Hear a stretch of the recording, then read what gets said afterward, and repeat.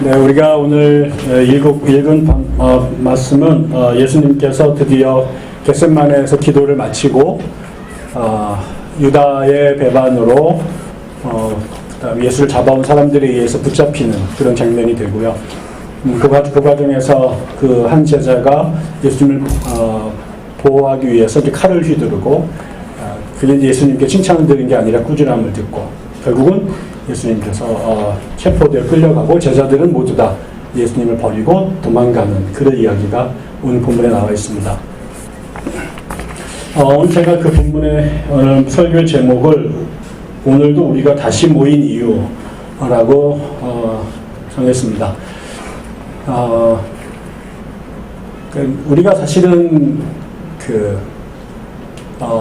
제가 최근에 읽고 있던 책 한 권이 하나님을 향한 전투 이런 겁니다. 또 Battle for God, 하나님을 향한 전쟁 이런 건데 거기에 그 저자인 카렌 암스트롱이라는 분이 그런 얘기를 합니다.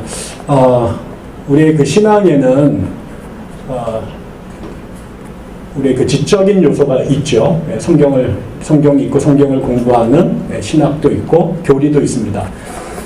대부분은 이제 그런 것들을 아는 게 아주 중요한 일이고 저희 교회도 그런 것들을 강조하긴 하는데 동시에 우리가 그 신앙에서 경험한 성경을 통해서 경험한 그 하나님에 대한 또 하나님에 대한 우리의 경험을 의례로 반복하는 제도가 없으면 다시 말하면 우리의 예배가 없으면 그 신앙이 삶 속으로 들어가기가 불가능하고 그런 종교는 시대를 넘어서서 보존되기가 어렵다라는 거죠.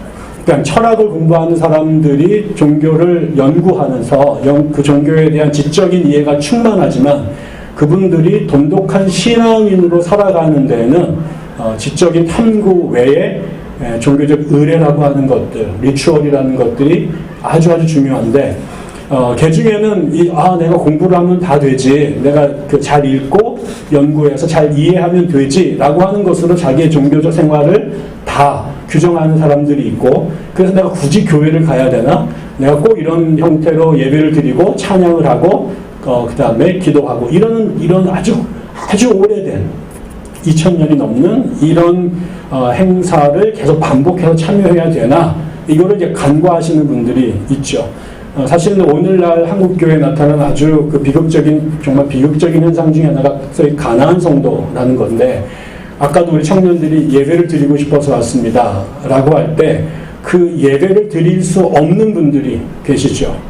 성경 하나 붙잡고 있지만 함께 예배를 드릴 공동체를 잃어버린 분들 그러다 보니까 삶 속에서 이 종교적 의례를 상실한 분들이 있는데 그런 분들이 신앙을 제대로 지키는 것은 거의 불가능하다는 거예요. 그래서 우리가 지적으로 성경을 탐구하는 것과 함께 모여서 이렇게 오랫동안 2000년 동안 반복해왔던 전통적인 방식으로 일어나서 예배하고 찬양하고 신앙을 고백하고 말씀을 듣고 이것이 우리의 신앙을 지켜주는 것이다 이렇게 말합니다. 어떤 분은 그런 얘기를 해요. 우리가 주의를 지킨다 이런 표현을 합니다. 이건 말장난인데 결국은 우리가 주의를 지킨다라는 표현을 쓰는데 나중에 신앙생활을 하고 나서 보니까 내가 주의를 지킨 게 아니라 주일이 나를 지킨 거예요. 물론 영어 표현은 전혀 다릅니다. 그렇지만 한국말로 말장난을 해보자면 그런 거죠.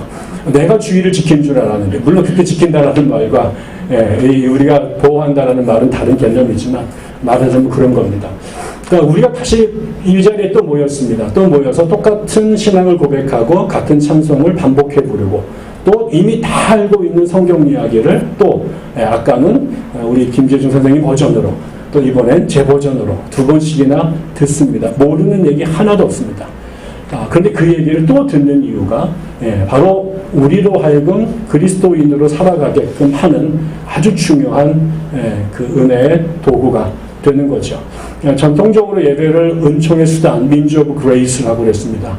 우리가 이걸 한다고 은혜가 보장된 건 아니지만 우리가 하나님께서 주시는 은혜를 우리 편에서 수용하기 위해서 할 수 있는 인간이 행할 수 있는 가장 거룩한 몇 가지의 도구들이 있는데 그 중에 하나가 결정적인 게 예배인 거죠.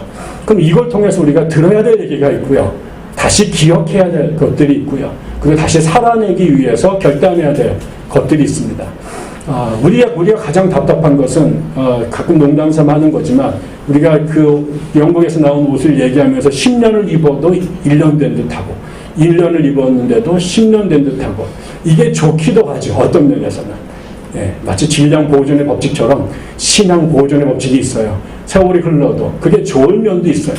그러나 답답한 면도 있습니다. 어떻게 1살 때 믿었던 내가 10살 때 동일할 수 있으며 10대에 믿었던 내가 20대, 30대에 동일할 수 있겠어요. 그러니까 본질은 여일할 수 있지만 그것을 이해하고 수용해서 실천하는 모습들은 잘해야 되잖아요. 그런데 이제 제일 답답한 일들은 교회 안에서 우리가 성장하지 않는 거예요. 사람이 들어가는 건 쉬워요. 건물을 1층, 2층을 쌓는 거는 쉬워요. 그건 돈으로 하면 되고 프로그램으로 하면 될 수 있는데 내가 개인적으로 성장하는 건 너무너무 어려워요. 그거는 정말 굉장한 몸부림이 있어야 되는 거죠. 저는 오늘 우리가 이 예수님의 제자들이 주님을 배반하고 도망가는 그 상황에서 제자들의 모습하고 그 다음에 예수님이 보여주는 모습이 극명하게 또 대립이 됩니다. 우리들 대부분은 제가 이제 소개하는 이 세 부류의 제자들의 모습에 아주 많이 가깝습니다. 저도 여전히 그렇죠. 그런데 우리의 꿈은 이 제자들의 모습으로 그래 제자들이 그러니까 나도 이렇게 사는 게 당연해 라고 우리가 베드로의 제자 혹은 유다의 제자가 아니라 우리는 예수의 제자이잖아요. 우리는 유다와 베드로에서 출발을 해서 궁극적으로는 예수의 모습으로 변화되는 게 사실은 우리가 신앙생활하는 목적이고요. 그 목적을 이루기 위해서 주일날 모이는 겁니다. 그런데 이 일을 수천 년 반복했는데 과연 교회가 얼만큼 2000년보다 나은 교회가 됐을까? 우리 교회도 3년, 4년 차가 됐는데 4년 전보다 얼마나 더 나은 교회가 됐을까? 저도 교회를 40년 넘게 다녔는데 40년 전보다 내가 과연 지금 더 나은 그리스도인일까? 나는 여전히 제자라고 말하면서 실패한 제자의 모습에 머물러 있는지 아니면 그 실패를 극복하고 정말 예수에 가까운 진영으로 내가 이동해 가고 있는지 여러분이 함께 좀 저랑 같이 고민하는 아침이 됐으면 좋겠습니다. 오늘 제자들이 세 부류가 나와요. 우리가 제일 먼저 아는 것처럼 처음에 유다가 등장을 합니다. 유다는 우리가 앞에 나온 것처럼 예수님을 팔아 넘기기로 그 예수님을 잡아서 죽이려고 하는 대제사장들과 그들을 따르는 부류들과 결탁을 했습니다. 성경에서는 명확하게 왜 이 유다가 예수님께 실망을 했는지, 왜 예수 그룹에서 일탈하려고 했는지가 정확하게 나와 있지 않습니다. 다른 성경에는 그가 돈을 사랑했다라고 말하는데 그건 좀 동의하기가 쉽지는 않습니다. 겨우 돈 은 40개를 받겠다고 그 인간관계를 그렇게 끊을 만큼 그런 것 같지는 않아요. 그러나 그게 아주 없다고 볼 수는 없지만 아무튼 돈을 받은 건 사실이니까. 그러나 이제 뭔가를 알지를 못하지만 언제부턴가 예수님과 유다 사이에 금이 가기 시작을 했습니다. 따르긴 따랐지만 마음이 떠나게 된 거죠. 이게 참 괴롭습니다. 여러분, 사랑하지 않는 사람 옆에 머물러 있는 것, 그 자리에 가는 것이 내가 이미 이 사람에 대한 기대감을 잃어버리고 이 사람을 가는 그 길을 내가 따라갈 수 없는 그 동력을 잃어버린 상태에서 계속 머물러 있는 것은 참으로 괴롭죠. 이게 처음에는 사랑으로 시작한 관계였을 거예요. 그렇죠? 예수님이 참 좋았고 그분이 멋있었고 또 자기의 일생을 던져서 그분을 따랐는데 어느 순간부터 삐걱삐걱 이런 크고 작은 일들에 의해서 상처를 받거나 동의가 되지 않거나 왜 예수님이 저렇게 가시지? 왜 내가 기대했던 예수의 모습은 이런 것이고 제자들의 공동체는 이런 모습이었는데 자기의 기대와 주님이 가시는 길이 다르다라는 게 점점 분명해집니다. 마치 우리가 알곡과 쭉정이가 처음에는 똑같지만 때가 되면 그 모양이 달라지는 것이 명확하게 드러나는 것처럼 예수와 유다가 추구했던 하나님의 나라, 그들이 세상에 꿈꿨던 세상이 다르다라는 게 드러난 것 같습니다. 그래서 사랑으로 출발했는데 중간에 갈등이 생겼고 그것이 결국은 배반으로 가는데 그냥 이 사람은 그냥 떠난 게 아니라 예수를 죽이려고 합니다. 자기가 죽일 수 없으니 예수를 죽이려고 하는 자들에게 예수를 넘겨버리죠. 이 사람, 결국 주님께서 유다와의 관계를 아시고 나중에 그런 것들을 보면서 차라리 태어나지 않았으면 좋았을걸. 아니, 최소한 나랑 만나지 않았으면 좋았을걸. 그런 이야기들을 하게 됩니다. 아마 주님과 우리의 관계 속에서 이런 결말로 끝나는 것들은 가장 비극적일 것입니다. 우리도 사실 그렇지 않습니까? 수많은 사람들이 사랑에서 만나고 기대감 속에서 만나는데 살다 보니 이런저런 일로 갈등이 생기고 마음에 상처가 생기고 그러다 보니까 그 아름다웠던 관계에 금이 가기 시작하고 그 다음부터는 곁에 있는 게 힘들어지고 얼굴을 보고 말을 섞는 게 쉽지가 않게 되죠. 그래서 그냥 도망갈 수 있고 그냥 조용히 정말 옛날에 그 요셉이 그랬던 것처럼 조용히 끊으면 좋을 듯한데 그 중에는 그 사랑이 너무 컸기 때문에 그 너무 큰 사랑이 나중에 등을 돌리면 님이라는 글자에 점 하나만 찍으면 남이 되잖아요. 확 그 차이입니다. 그리고 사랑했던 강도가 클수록 그 사랑이 깨졌을 때 증오의 감정이 반비례해서 커지는 거잖아요. 결국은 이 사람은 사랑으로 시작해서 배반과 죽음으로 끝나는 인간관계의 가장 비극적인 케이스가 됐습니다. 두 번째 사람은 여기 이름이 밝혀지지 않지만 다른 복음서에 보면은 베드로라고 언급이 되어 있죠. 예수님을 잡으려고 하는 그 사람들이 왔습니다. 예수님을 잡기 위해서 대제사장들과 성전을 중심으로 한 종교 권력들이 결탁을 했는데 그들이 예수가 어디 계신지 몰랐거든요. 그래서 이제 예수를 찾고 돌아다녔는데 그때 이제 그 유다의 안내를 받고 예수를 잡으러 왔습니다. 그런데 여기 보면 검과 몽치를 여기 클럽이라고 검과 몽둥이를 들고 예수를 잡으러 온 무리들이 있었습니다. 그 사람들이 와서 유다의 키스로 사인이 되니까 사람들이 와서 예수님을 잡으려고 손을 대자 예수님 옆에 있었던 제자 중 한 명이 칼을 들고 있었는지 그 칼을 들어서 그 예수를 만지려고 하는 사람의 귀를 잘라버렸죠. 귀를 정확하게 한 건 아니었겠죠. 휘둘리다 보니까 그게 잘라졌겠죠. 그래서 잘랐습니다. 이거는 어떤 것이었냐면 당연히 예수님을 사랑했고 예수님을 지켜야 될 책임이 있었다고 생각했으니까 내 스승인데 누가 와서 감히 여기다 손을 대고 폭력을 행사하려고 하니까 본능적으로 이 선생님 지켜야 된다라고 생각을 했죠. 그래서 자신이 갖고 있던 무기를 들어서 예수를 지키려고 칼을 휘둘렀습니다. 그러다가 한 사람이 이제 상처를 입었죠. 분명히 이 사람이 칼을 휘두르는 것은 예수님에 대한 충정이었을 것입니다. 예수님을 지켜야 된다라고 하는 제자로서 마땅한 의무가 그런 행동을 하게 만들었을 것입니다. 그런데 이랬으면은 당연히 나중에 야 잘했다 너 때문에 내가 살았다라고 칭찬을 들을 줄 알았는데 예수님께서 아주 강력하게 꾸짖습니다. 오늘 본문에는 자세하게 나오지 않지만 마태복음의 버전에 가면 칼로 일어선 자는 칼로 망한다. 네가 그러면 안 된다. 칼 도로 집어넣어라. 라고 주님께서 아주 준엄하게 꾸짖습니다. 이것도 재미있습니다. 이 사람은 분명히 나쁜 의도에서 한 게 아니에요. 좋은 의도에서 마땅히. 그리고 베드로가 칼을 뽑으면 나머지 제자들도 다 칼을 뽑아서 예수님을 지키겠다고 이렇게 둘러섰을 거라고 기대했는지 몰라요. 그게 그러는 거겠죠. 그런데 주님께서 베드로를 오히려 강력하게 질책을 하십니다. 어떤 경우에도 무력을 쓰면 안 된다. 비록 내가 저 사람들에 의해서 무고하게 강력한 폭력을 당해서 내가 만신창이가 되고 죽음을 당할지라도 설령 저들이 우리에게 폭력을 휘둘러도 우리는 그거를 그렇게 되갚으면 안 된다. 내가 그렇게 가르치지 않았느냐. 그런데 이 베드로는 어떤 케이스냐면요. 예수님의 제자였어요. 예수님의 제자였어요. 그런데 예수님의 제자로 살았는데 예수님께 영향을 받지 못했어요. 예수님께서 그에게 칼 쓰는 법을 가르친 게 아니에요. 그는 예수님 만나기 전에 이미 칼을 쓸 수 있었던 사람이죠. 칼을 들고 다녔어요. 예수님의 제자인 줄 알았어요. 그런데 급박한 상황이 턱 벌어지자 예수에게 영향을 받았던 것이 아니라 예수 이전에 그를 형성했던 그의 삶의 방식, 사고방식, 이게 본능적으로 튀어나온 거죠. 내가 가졌던 세상의 것이 예수를 만나서 예수의 가르침에 의해 다듬어져서 예수의 것으로 바뀌어가는 게 제자도예요.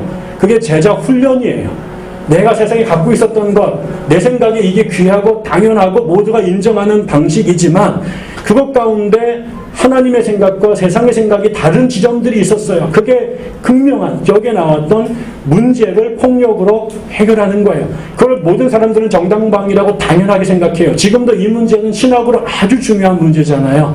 우리가 정당하게 폭력을 행사할 수 있느냐, 정당하게 전쟁을 치를 수 있느냐, 이것도 지금도 신학 안에서도 입장이 완전히 다릅니다. 극단적인 상황을 내죠. 폭력을 휘두르면 안 된다라고 얘기하지만 너희 집에 강도가 와가지고 네 아내를 겁탈하고 자식들이 폭력을 행사하는데 그때도 가만히 있을 거야. 이런 상황윤리적인 문제를 넣으면서 아주 당혹하게 만들죠. 그러나 우리의 삶은 늘 실패하지만 주님의 원칙은 분명한 거예요. 칼로 쓰면 안 돼요. 세상은 칼로 섰어요. 그런데 하나님께서 세상은 칼이 아니라 그분은 십자가였어요. 세상은 칼로 자기에 반대한 사람들을 치고 짓밟아 올라가서 자기를 지키는 게, 그렇게 승자가 되는 게 그게 세상에 승리하는 방법이지만 하나님은 그 세상의 방법을 그렇게 따르지 않고 그 칼을 쳐서 보습으로, 호미로 만들고 그것에 십자가로 샬롬의 세상을 만드는 게 당신의 꿈이었어요. 그 꿈을 이루기 위해서 예수를 말씀을 드렸는데, 이 예수를 만나기 전에 가졌던 세계관, 그때 배웠던 삶의 방식이 예수를 만난 이후에 다듬어진 게 아니라 다듬어진 줄 알았는데 여전히 잠복하고 있었고, 결국은 상황이 드러나자 예수의 가르침이 아니라 예수 만나기 전의 삶으로 그냥 용수철이 돌아가듯이 돌아가는 거예요. 우리 교회 안에도 그렇지 않습니까? 우리가 여기에 와서 우리가 하나님의 사람으로 변화되기를 꿈꾸지만, 우리 안에 부닥치는 것은 바울의 고백처럼 생명의 법하고 사망의 법이 우리 안에 붙어 있어요. 성경이 가르치는 삶과 우리가 주님 알기 전에 세상에 살았던 삶의 방식이 있어요.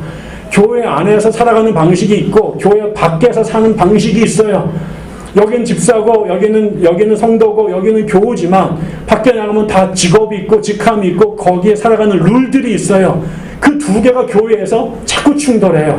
우리 교회에 오기 전에 배웠던 그 교회에서 익숙했던 방식과 우리 교회가 이루려고 하는 방식이 충돌하고, 내가 교회에서 살아가는 방식과 교회 바깥에 살아가는 방식이 교회 안에서 충돌하고, 내가 예수를 성경에서 읽는 모습과 내가 그 전에 인간으로 대한민국 시민으로 자본주의 국가의 자유민주주의 체제에 살면서 배웠던 그것이 교회 안에서 끊임없이 충돌하는 거죠. 이게 결국은 예수의 것으로, 하나님의 것으로, 성령의 것으로 갈아지고 다듬어져야 되는데, 멀쩡할 땐 괜찮아요. 평온할 땐 괜찮아요. 근데 지금처럼 위기가, 충돌이 드러나게 되면 주님은 간대였고 성경은 간대였고 십자가는 간대였고 다시 칼이 드러나고 다시 발톱이 드러나고 다시 옛 습관이 드러나는 거죠. 이게 우리들의 현실이죠. 이게 아마 주님 만날 때까지 쉽게 없어지진 않을 거예요. 이게 제자도 갖고 있는 또 하나의 유형이었습니다. 세 번째는 나머지 이름이 밝혀지지 않은 나머지 10명의 제자들 얘기입니다. 그들은 앞에도 뭐라고 나오냐면, 바로 지금 본문 바로 이전에 예수님께서 제자들과 마지막 만찬을 나누시면서 베드로에게 네가 오늘 3번 나를 부인할 거야. 그랬더니 지난주 설교였나요? 절대 그렇지 않을 거다. 나는 다른 애들은 다 주님 버려도 저는 안 그럴 겁니다. 심지어 제가 목숨을 바쳐서라도 주님을 끝까지 따르겠습니다. 이렇게 얘기를 했죠. 그랬더니 이제 주님께서 웃기지만 너 오늘 닭이 2번 올 때까지 나를 3번 부인할 거야. 안 그래. 그랬더니 또 옆에 있던 제자들도 나도 그래. 이랬더라고요. 거기도 보면 이름이 안 나오고 그들도 다 한 목소리로 베드로의 말에 묻혔어요. 근데 지금 유다와 그 다음에 시몬 베드로가 주님을 각각 다른 방식으로 실망을 시킨 다음에 이제 예수님께서 붙잡히자 성경 본문은 뭐라고 말하면 모두가 도망갔다 이렇게 나옵니다. 모두가 도망갔다. 여러분, 우리가 지난 시간에 읽었잖아요. 목숨을 걸고 마지막까지 주님을 따르겠다라고 이 말한 게 정말 누구 말대로 잉크도 마르지 않았습니다. 바보가 아닌 이상 3년 전, 30년 전 약속도 아니라요. 지금 예수님께서 기도를 얼마 동안 하셨는지 모르겠지만 겟셋마네 기도하기 바로 전이에요. 그때 자기들이 베드로가 구호를 외치고 옆에서 따라서 후창하고 이러면서 이렇게 한 거죠. 끝까지 주님을 따르리라, 나도 그러리라, 따르자 이러면서 구호를 외쳤다고요. 그 소리에 대한 음향이 여기서 아직 사라지지도 않은 그 시간에 상황이 딱 돌변하자 일체에 아무런 저항도 혹은 뭐도 없이 그냥 이들이 다 도망가 버렸습니다. 뭘까요? 이 사람은 이렇게 생각해 봤습니다. 앞에 사람들과 구분해서 생각을 해보면 이들은 주님을 따르고 싶었던 사람들이고요. 주님을 따르기 위해서 애썼던 사람들이었습니다. 정말 아까 말한 것처럼 자기들은 정말 목숨을 걸어서 끝까지 주님을 따를 의지가 있었을 거예요. 정말 그러고 싶었을 거예요. 정말 그게 간절했을 거예요. 그러려고 했어요. 그런데 상황이 바뀌자 이 약속을 지킬 힘이 없어요. 내가 가고 싶은 목적이 있는데 그 목적을 향해 달려갈 수 있는 동력이 아직 부족해요. 싫은 게 아니에요. 모르는 게 아니에요. 알고 가기를 원해요. 그런데 그 목적을 향해 달려갈 수 있는 내공이 부족한 거예요. 그러니까 위기가 오니까 그냥 주저앉아 버리는 거죠. 아주 재미있는 웃기는 이야기지만 제가 중학교 때 우리 아버지가 또 우리 식구들 아주 어렵게 하던 기간이 있었습니다. 제가 그때 아버지를 많이 미워했는데 교회에서 설교를 듣고 우리 목사님이 그럴 때 금식을 기도하면은 하나님이 들어주신다고 그래서 제가 중학교 2학년이었는데 우리 어머니에게 제가 일주일 동안 아침을 금식하면서 아빠를 위해서 기도하겠다 이렇게 선언을 했습니다. 저녁에 와가지고. 지금은 변했지만 제가 그날 정말 단호하게 결심을 했죠. 제 생애 처음으로 금식에 도전을 했습니다. 어머니한테 아주 제가 아주 당당하게 아주 큰 소리로 식구들 다 보는 앞에서 내가 지금부터 일주일 동안 아침을 안 먹을 거야. 그리고 난 기도할 거야. 그랬는데 지금은 제가 변했는데요. 그때 제가 세상에서 제일 좋아하는 음식이 카레라이스였어요. 그런데 우리 어머니가 평생에 몇 번 안 해줬던 카레라이스 그 다음날 아침에 하시더라고요. 잠을 자는데 제가 카레라이스 때문에 깼습니다. 이 조그만 집안에 카레라이스 온통 퍼주는데 제가 계속 그때부터 하나님 이걸 어떻게 해야 됩니까? 그날 두 그릇 먹었습니다. 그리고 이제 바로 없던 걸로 하고 아버지는 하나님이 알아서 하시기로 하고 그리고 그때 제가 그 카레를 먹고 학교를 갔는데 그 무참했던 기억이 지금도 납니다. 중학교 1학년 때입니다. 약속을 의지가 없었던 거 아니에요. 정말 우리 아버지를 사랑했고요. 아버지를 위해서 기도하고 싶었어요. 그런데 그 약속을 지키기에는 저는 중학교 1학년 너무 연약했던 거죠. 카레라이스 한 그릇에 그냥 영혼을 팔아넘기는 거죠. 우리의 삶이 그렇습니다. 주님을 따르고 싶은 거룩한 비전이 있어요. 들었어요. 그게 아름답고 영롱해요. 그 길을 가고 싶어요. 그런데 우리가 그거를 끌고 가기에는 아직까지 훈련이 부족하고 내공이 부족해요. 제자들이 나중에 주님 이렇게 처절하게 자신들이 망가지고 실패하고 그런 그들을 다시 주님께서 부활하시다 찾아오시고 그들에게 다시 성령이 강림하시는 이 일련의 후속 조치를 통해서 제자들이 한 걸음씩 자라지요.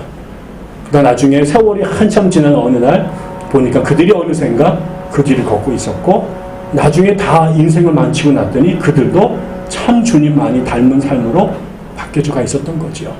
아직 이 시점에 제자들은 그들의 꿈을 이루기에는 참 많이 부족했던 것 같습니다. 저는 우리들이 대부분 이 세 부류 중에 어딘가 있지 않을까. 물론 어떤 분들은 놀랍게도 이 세 가지를 트리니티처럼 삼위일체로 갖고 계신 분도 계실 거예요. 모든 게 자기 얘기처럼 들리는 분, 저도 그렇습니다. 우리가 주님을 따르고 싶어하는 마음으로 여기에 모였습니다. 그리고 일생을 거기에다가 가장 중요한 가치를 두었습니다. 전에는 돈이었고 북이었고 영화였고 권력이었던 사람들이 이 모든 것 위에 예수 그리스도 그분의 나라를 두었습니다. 그래서 모든 것들을 배설물처럼 여기고 따라가려고 하는 마음을 품었는데 아직까지 내 안에 충분히 훈련되지 못한 내 모습, 관념으로는 존재하지만 실체로 존재하지 않는 내 삶, 정말 그렇게 가기를 원하지만 여전히 혹은 주님 만나기 전에 배웠던 못된 습관들, 아니 못되진 않지만 하나님과 상관없던 세상의 것들이 여지 덕지덕지 남아있어서 내가 주님의 길을 따르기보다는 그 발목을 계속 잡는 나의 오래된 자아들이 남아있는 사람들도 있고요.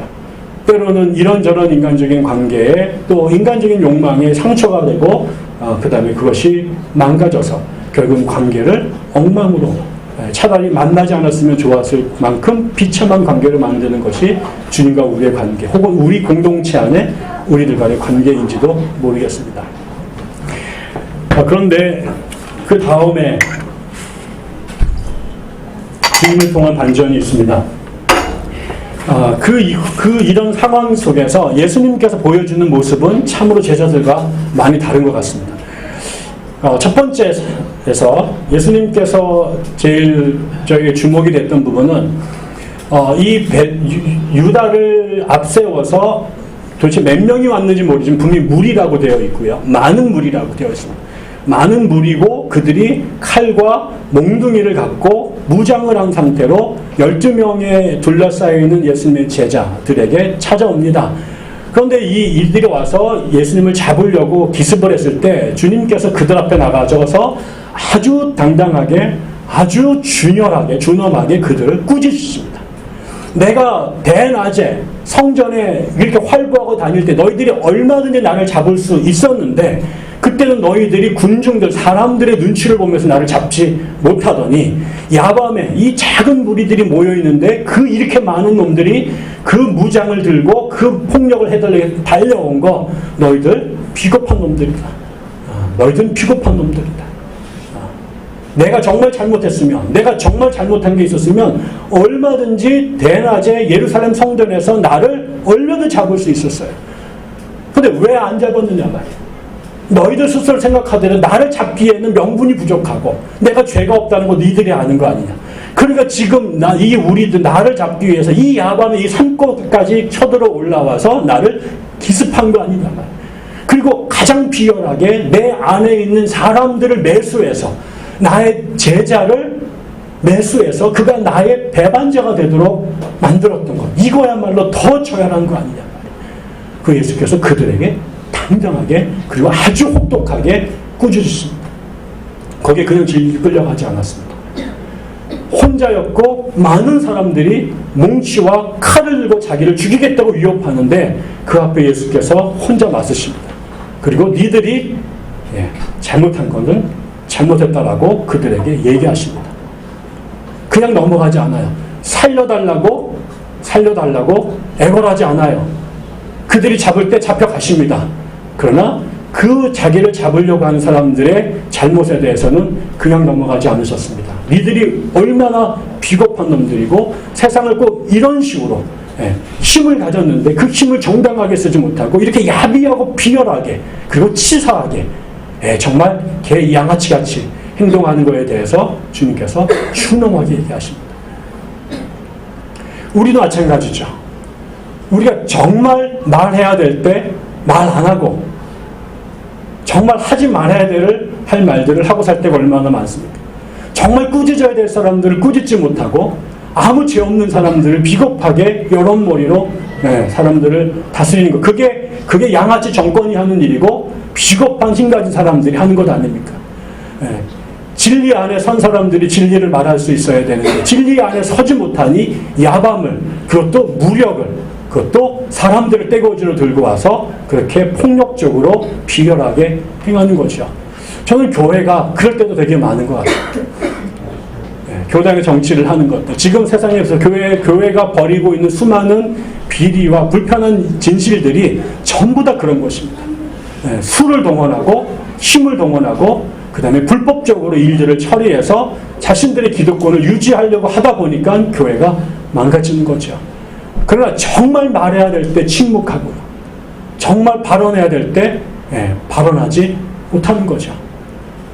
정광훈 이런 사람들이 막 나서가지고 엄청나게 떠들어대잖아요. 그러나 그 사람이 그 말에 진 권력을, 권세를 가지려면 박정희 시절에, 전두환 시절에 그 앞에 가서 그 사람들한테 말했었어야 된다고. 그때는 입 쳐다물고 가만히 조용히 있다가 아무도 때리지 않으니까, 아무도 옛날처럼 안기부에 끌고 가서 통닭구이를 시키지 않으니까 말을 막 떠들어대는 거죠. 그거는 비겁한 겁니다. 아무도 말하지 않을 때, 말해야 될 때 말하는 것, 그것이 용기 있고 그것이 정말로 진실된 것이고, 모두 다 떠들고 있을 때 떠드는 것, 그거는 치사한 것이죠. 예전에 김준호 목사님께서 그런 얘기를 하신 적이 있어요.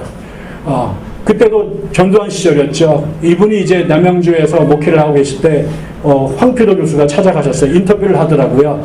그때 물어요. 목사님, 지금 이렇게 나라가 이렇게 어지러운데 기독교인들이 어떻게 행동해야 될까요? 나가서 데모해야 될까요? 같이 소리를 외칠까요? 아니면 침묵해야 될까요? 그때 김 목사님이 그렇게 말씀하시더라고요. 만약에 지금 모든 사람들이 일어나서 말할 수 있는 시대라면 굳이 교회까지 나서서 떠들 필요 없습니다. 그런데 누군가가 반드시 일어나서 말해야 되는데 세상 모두가 무서워서 침묵하고 있다면 그때는 교회가 일어나 말해야 됩니다. 예수님께서는 말씀하셨을 때, 하셔야 될 때 말하시죠. 또 뒤에 가면 그 빌라도가 쓸 때 끊임없이 예수 앞에 말을 종용할 때, 그때 또 마지막까지 침묵하십니다. 말해야 될 때 말하고 침묵하셔야 될 때 침묵하셨습니다. 두 번째, 베드로가 폭력을 휘두를 때 그거에 대해서 주께서 막으셨습니다. 그의 행위가 정당한 것이었고 충정에 우러난 자신을 살리려고 하는 제자의 사랑의 표현이라는 것을 충분히 알았지만, 그리고 그것이 자기를 지키려고 하는 마음인 것을 알았지만, 자기를 도우려고 하는 것을 충분히 아셨지만, 그럼에도 불구하고 그 길이 하나님이 원하시는 길, 당신이 꿈꾸던 세상과 반대되는 것이었기 때문에 내가 꿈꾸는 그 세상을 하나님이 원하시지 않는 방법으로 만들 수 없기 때문에, 성경이 꿈꾸는 그 세상을 반성경적인 방법으로 이루실 수 없었기 때문에 주께서 그 길을 막으셨습니다. 그걸 막는 것이 나에게는 개인적으로 불행이고 아픔이고 위기일지라도, 그리고 그를 허용하는 것이 나를 지키고 나에게 유익이 오는 길이라고 할지라도, 당신이 제자들이 가르쳤던 그 세상이 그 방법으로 이루어질 수 없는 것이기 때문에 그 순간에도 주께서 그를 막으신 거죠. 우리는 그렇지 않을까요? 우리가 하는 원칙과 우리의 이상과 현실이 다르다고 늘 정당화하잖아요. 그건 이상주의고 목사님 현실은 다릅니다. 성경은 그렇게 말하지만 인간의 삶은 그렇지 않습니다. 적당히, 또 때로는 적당히 융통성 있게 그럴 수도 있는 것 아닙니까? 요 말이 우리를 다 무너뜨린 겁니다. 하나님이 세우신 그 나라를 하나님의 방법으로 세우지 않으면 하나님의 나라가 아닙니다. 하나님 꿈꾸시는 그 세상이 하나님의 뜻과 상관없는 방법과 수단으로 만들어진다면 그것은 짝퉁인 것이고 그것은 이단인 것입니다. 이게 어려운 거예요. 모든 사람들이 고귀한 꿈을 꾸죠. 모든 사람들이 아름다운 이상을 갖고 있습니다. 문제는 그 이상과 꿈이 그 이상에 적합한 방법으로 이루어져야 됩니다. 같이 민주주의를 꿈꾸지만 그 민주주의를 이루기 위해서 구테타를 일으키면 그건 안 되는 것입니다. 답답하고 멀리 걸려도 우리가 정한 그 방법은 그 정한 방식에 의해서 그 목적을 이루어야 되는 겁니다. 교회를 하나님이 다스리신 세상으로 만들기를 원하면 하나님이 다스리신 방법으로 만들어야 됩니다. 이 목적을 이루기 위해서 하나님이 불쾌하시고 하나님이 힘들어하시는 것들을 목적을 위해서 수단을 정당화해서 만들면 안 됩니다. 이게 우리에게 어려워요. 왜? 남들은 다 그렇게 하는데 나만 그렇게 가지 않으면 그때부터 또 특이하다고, 자기 혼자 잘난 척한다고, 중불난다고 얘기할 수 있죠. 그러나 이 목적과 수단을 일치시키는 삶, 이게 하나님이 꿈꾸셨던 방법입니다. 주님이 그래서 자기의 유익이, 이 베드로가 검을 내려놓는 순간 자기는 뒤에 나오는 것은 그 비극적이고 참담한 고난을 당할 수밖에 없음에도 불구하고 내 유익이 아니라 하나님의 뜻이기 때문에 당신의 목적을 위해서 인간적이고 세속적인 방법을 접으신 거죠. 그다음에 맨 마지막은요, 성경에서 뭐라고 나오냐면, 이렇게 되어 벌어진 이 상황, 지금 자기가 제자들에게 배반을 당하고 잡혀서 고난을 당하게 된 이 일이 어쩌다가 생긴 불행이 아니라 성경에 예언된 하나님의 말씀의 실현이라고 받아들이십니다. 그래서 순종합니다. 이게 왜 두렵냐면요, 제자들하고 예수님하고 가장 중요하게 차이가 나는 대목이 바로 이 부분입니다. 제자들이 아까 바로 그 기도회 전에 주님을 배반하지 않겠습니다라고 집단적으로 약속하고 맹세했잖아요. 그런데 상황이 바뀌었어요. 몇 번 후에 상황이 바뀌니까 그 약속조차 싹 잊어버리고 그냥 폐기 처분했다고요. 바로 같은 시간에 지금 예수님께서 무슨 기도를 하고 내려오십니까? 그 기도가 처음에는 이 잔을 옮겨달라고 기도했죠. 그런데 기도를 통해서 이 잔을 마시는 게 하나님의 뜻임을 알게 되셨잖아요.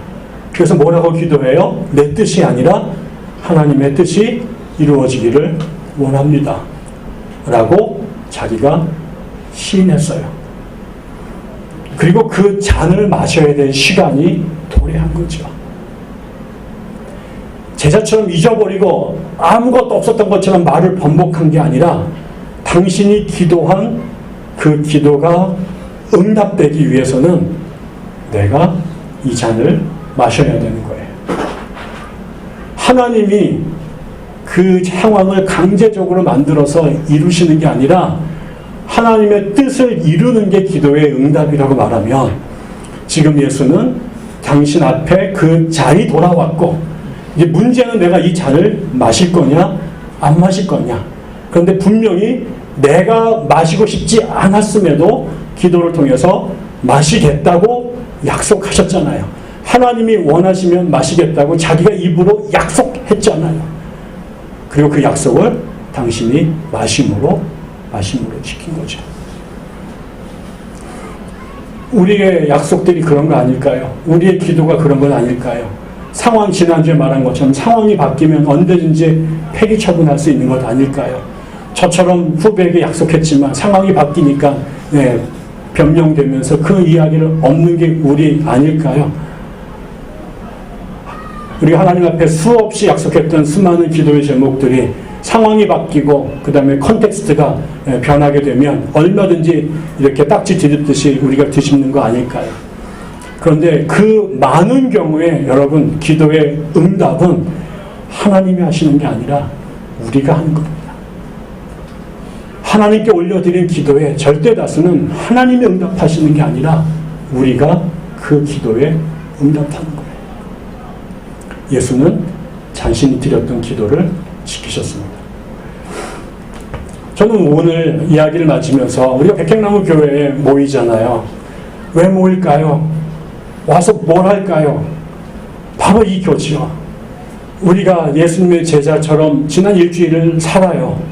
끊임없이 그 마음을, 그 붉은 마음을 일편단심으로 마음에 품지만 작은 위기 앞에, 작은 시기 앞에, 조금만 변한 상황 앞에 우리는 요한이 됐다가 유다가 됐다가 나머지 10명이 됐다가 이 역할들을 끊임없이 반복하는 거예요.